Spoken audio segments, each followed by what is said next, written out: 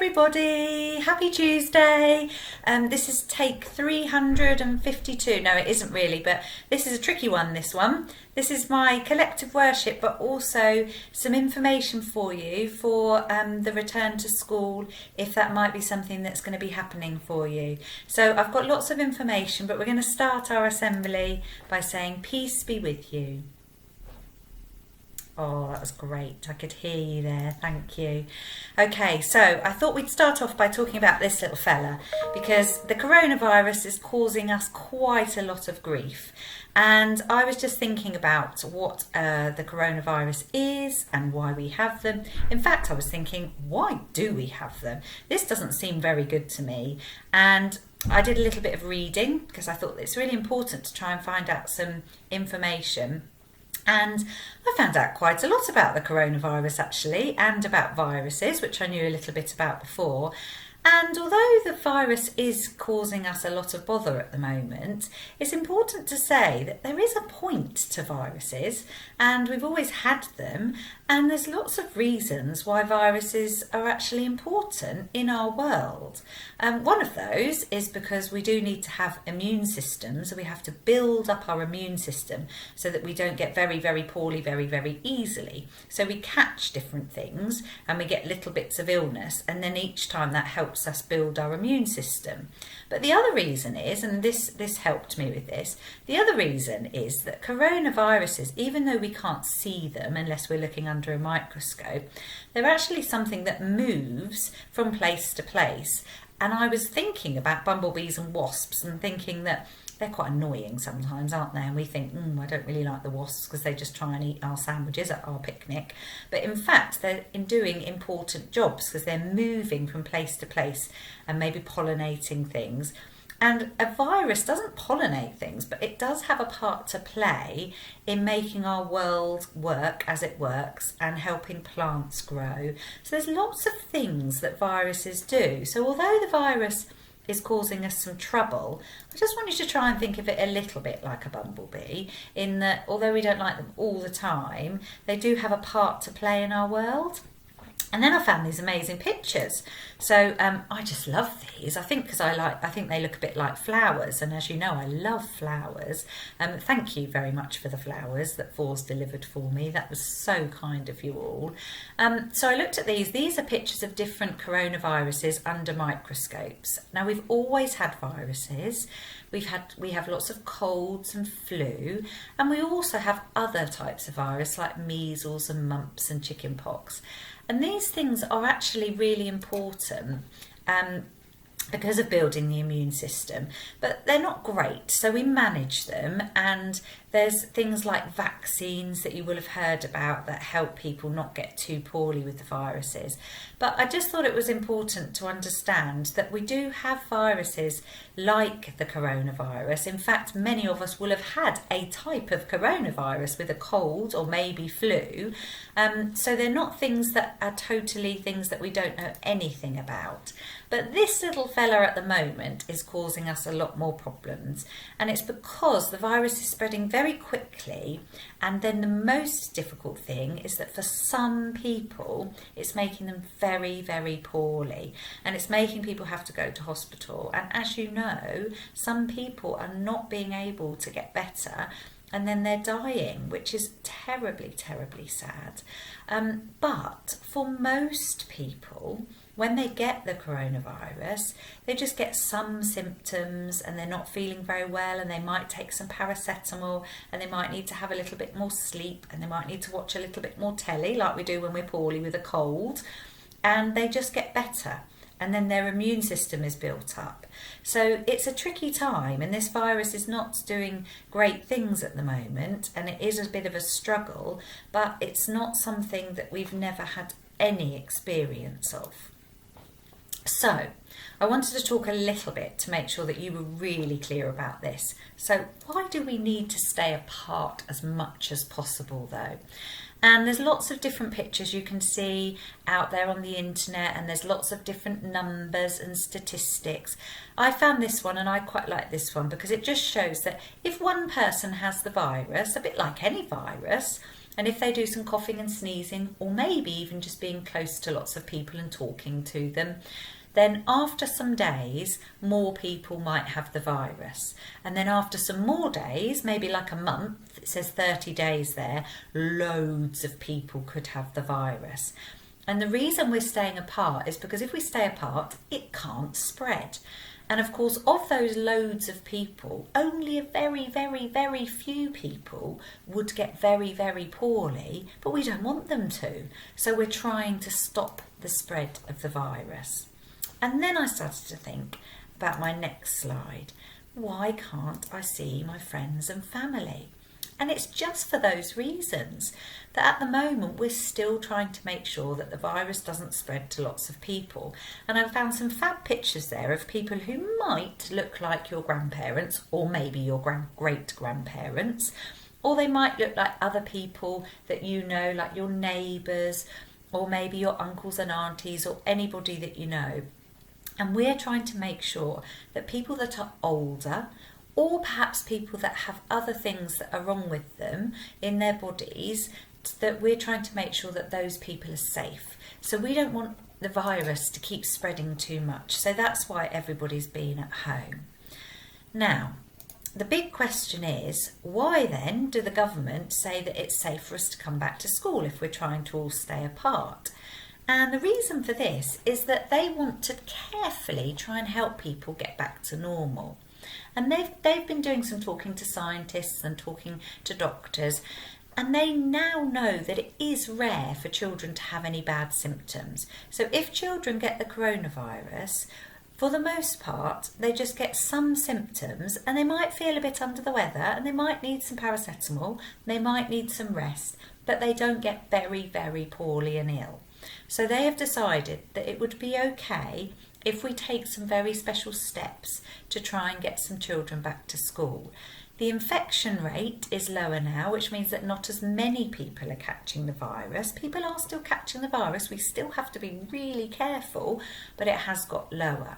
So they've decided that if we stay in our smaller groups, so instead of in our whole classes all together, we split our classes pretty much in half, and we're in smaller groups where we can spread out a bit more, and we do lots of super hand washing, and then we would be able to come back to school safely.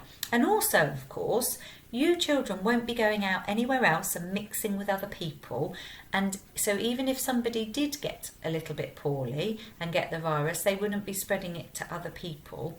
And most importantly, the people that are vulnerable, so perhaps the older people or people that have anything that could make them more poorly already, they are still isolating, they're still staying away from people, and we're not going to get close to them. So they've thought about all these things, and they've looked at everything, and they've thought, yes, actually, this would be okay if things stay the same, if the rates of infection stay the same or get better, so that things are better than they are now, then maybe some year groups can come back from the 1st of June. So we're preparing school for that, and we don't know for sure it will happen yet, but we wanted you to have an understanding of what we're doing.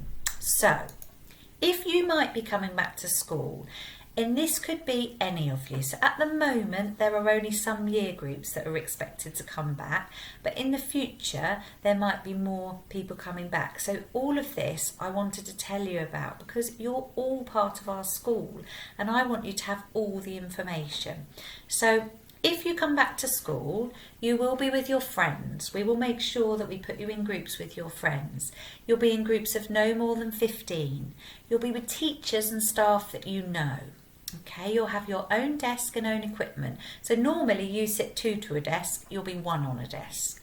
You'll have your school uniform on, but you're going to wear trainers because that will make it easier instead of changing into PE kits and having more things to think about and more things to keep clean. So you're going to have your school uniform and your trainers, something that lots of you would love, I know. Our playground is going to be split into 2. We've already done that for the children that are here so that you can stay in your groups of 15. So the playground is going to be split into 2, and you might play up the end where the boat is for 1 week, and then we'll swap you over so that you can play the other end where the gym equipment is. And you will see this when you come in, so you'll understand it more then. Year R will be staying on their playground, but they'll have the space outside of the front of school also, where the office is, to have some more space to play. And Year R will be taking it in turns to be outside in their 2 groups. There will be lots of hand washing, okay? This is really important. This is like the most important thing. And we have a special way, specially designed by Miss Beaver, of hand washing at school. So I'm going to talk you through it so that you remember it or your parents can hear about it. So what happens is you line up in your classroom, like in a big circle around the room, and you go to the sink and someone squirts. You get some water and someone squirts you with some soap. And off you go and you walk all the way around the line in your classroom of children whilst you're washing your hands. And you can sing the happy birthday song if you want to, or you can talk to your friends.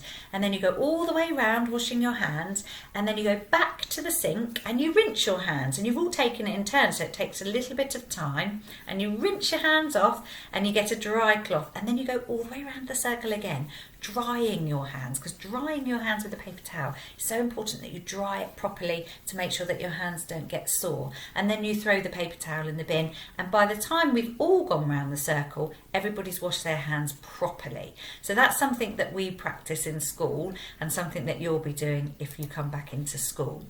So other things will be cleaned more regularly, like tables and handles and things. Your home learning missions will just be carried out in school with the help from the teachers, so nothing much will change other than you'll have your teacher agents instead of your parent agents helping you with your secret missions. Lunches will be in classrooms, either a home packed lunch or a lunch from Innovate, and there'll be more information about that. And there'll also be more information about drop off and pick up if you need it, okay, if you are coming into school. What if I'm not coming back into school? Now, some people will be going, yay, I'm not coming back into school. And some people will go, oh no, I want to come back into school. So there are some teachers that aren't going to be able to come back into school because they're either shielding themselves or somebody at home. So there will be teachers and there will be children, lots of them, still at home. The mission home learning will continue at home. We'll continue to send assemblies, etc. You might feel that it's not fair, but please remember that sometimes people need to have and do things at different times. It's a really important thing in life. Not everything is the same for everybody all the time, and we have to understand that because it's so important that we know it's not just everybody having the same. So when can't you come to school? Okay, so at the moment, if you're in year 2, 3, 4 or 5 and you're not in the Key Worker Plus group, then you won't be coming to school just yet. You will be coming back to school, but you won't be coming to school just yet. The government had to decide whether people all came part-time or whether some people came full-time. And they decided that some groups were going to come full-time to start with.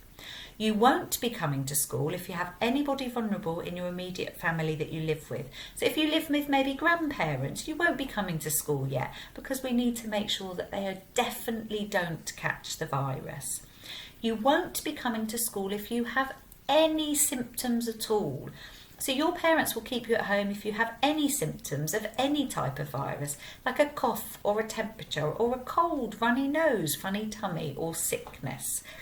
And if you have any symptoms at all, anything that you think, I don't feel right today, then your mum and dad will keep an eye on you until they see if you feel better. Now, there's a lot of hay fever that comes about in June. So mums and dads, they might say to you, you've got a bit of a cough. I think it's probably hay fever, but we'll keep you home today and we'll just keep an eye on that so we're absolutely sure. We maybe give you some medicine for hay fever, and if it works, we'll know it's hay fever. So we're going to be really careful about who comes into school so that we don't have to worry about sending people home for little bits and pieces in case anybody's worried here. Okay, wow, that's it, I think. So I hope I've given you quite a lot of information in this special assembly about coming back to school or not coming back to school. And I'm really sorry that I can't make it all be better than the way it was before. I would love to. If I had a magic wand, I would definitely be doing that. That would be my first wish. But at the moment, we're just going to have to accept that school will get back to normal when it's fine for everybody. And it's a safe place for people to come if we follow all of those steps that I just talked about. Your teachers are so looking forward to seeing you if you're coming back to school, and they're looking forward to seeing all of you whenever that may be. So we're going to say this prayer together now, and it would be lovely if you want to put your hands together and close your eyes. Dear God, please help us to get through this next phase of this difficult time. Help us to be kind to one another and understand that people may feel differently about things. Please help us to follow the rules and stay safe. Amen. Thank you guys. Thanks for listening to me just talking mostly about things. I hope it's helpful. If you've got any questions, tell mums and dads to email me and let me know, or they can give me a call. And I'm thinking of you all the time. Well done, everybody. You are so, so amazing. See you soon.